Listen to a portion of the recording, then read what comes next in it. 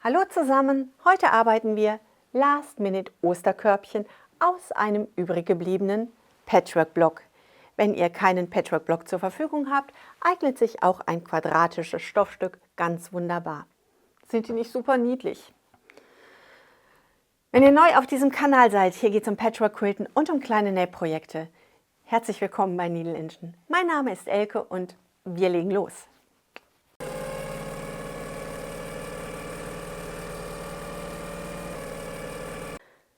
Wir starten mit unserem vorbereiteten Sandwich. Unser Sandwich besteht aus einem Unterstoff, etwas größer als unser Oberstoff, aus einer Fließeinlage X50, genauso groß wie unser Oberstoff, und aus einem Patchwork-Block oder einem Stoffstück, das wir gerne für dieses Projekt verwenden möchten. Wenn ihr wollt, könnt ihr das Ganze einmal quilten. Ich habe hier Blätter und Ranken gewählt. Das muss aber nicht sein. Wenn ihr euren Block fertig vorbereitet habt, tragen wir Briefecken ein. Unter diesem Video habe ich euch das Video zur Erstellung der Briefeckenschablone verlinkt. Wenn ihr die Briefeckenschablone nicht selber arbeiten möchtet, sie aber doch gerne nutzen möchtet, so findet ihr die Schablone ebenfalls in meinem Etsy-Shop. Wir schneiden unser unteres Stoffstück auf die richtige Größe zurück.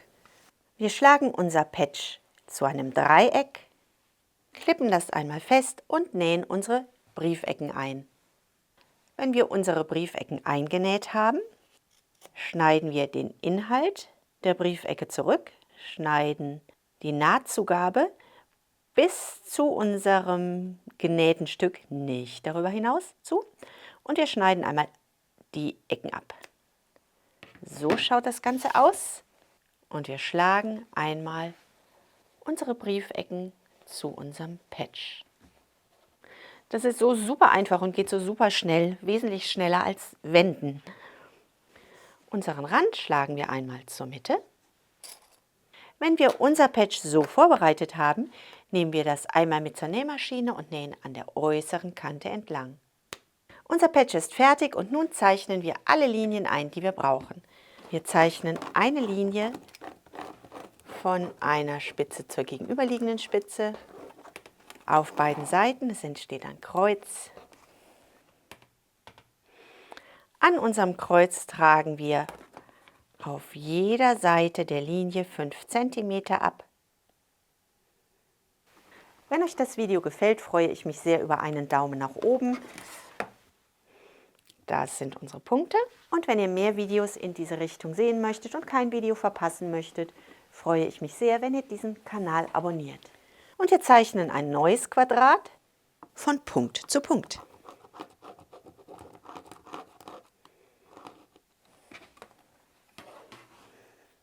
Wir zeichnen auf allen Seitenlinien noch einmal die Mitte ein.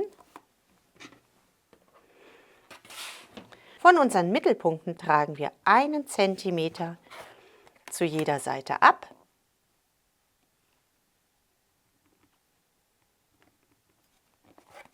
An den Spitzen tragen wir 1,5 cm ab. Wenn wir alle Linien eingetragen haben, dann nähen wir unser Körbchen an der Nähmaschine ein. Bevor wir nähen, möchten wir noch diese Quadratlinien auf die andere Stoffseite übertragen. Wir nehmen eine Nadel, markieren uns diese Linie, drehen das Ganze einmal um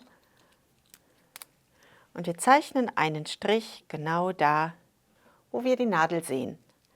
Das machen wir an allen 4 Seiten. Wir haben unsere Punkte übertragen. Wir möchten auf dieser Seite ebenfalls diese 1 cm Markierungen übertragen. Das heißt, wir schlagen unser Patch einmal zusammen und zeichnen die 1 cm Marke ein. So schaut das nun aus und nun kann es endlich losgehen. Wir schlagen unser Patch zusammen.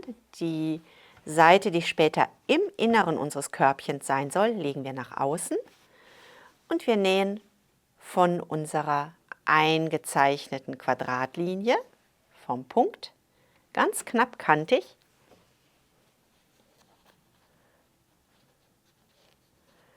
bis zu unserer 1 cm Linie.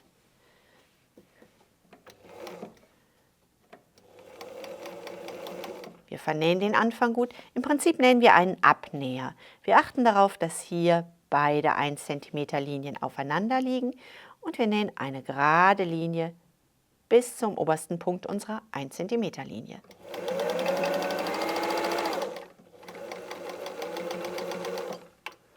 Das Ganze vernähen wir.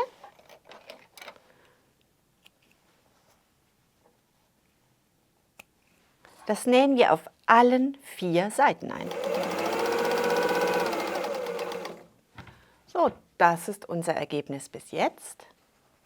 Seid nicht zu pingelig, kein Mensch sieht nachher, ob die Linie tatsächlich komplett gerade ist oder nicht.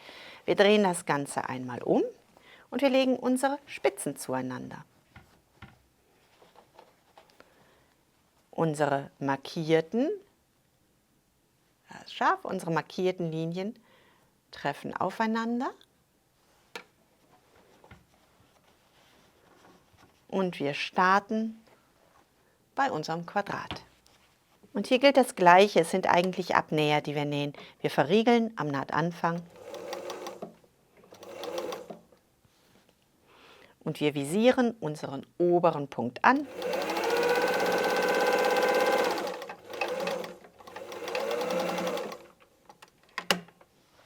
Und nähen die Naht zu Ende.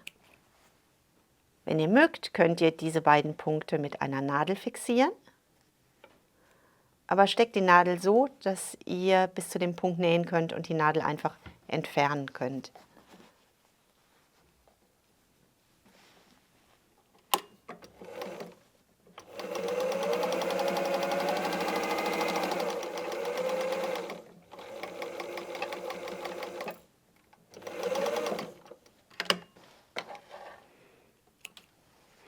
Ihr könnt diese beiden Stofflagen aber auch mit einem Clip sichern.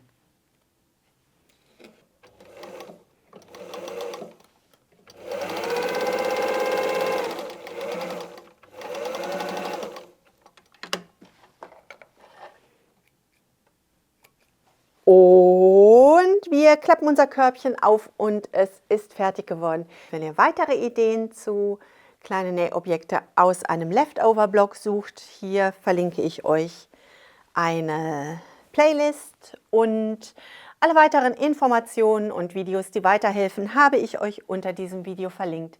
Ich wünsche euch eine wunderbare Zeit, bleibt gesund und glücklich und denkt daran, was immer auch passiert, einfach weiter nähen. Und schöne Ostertage. Tschüss!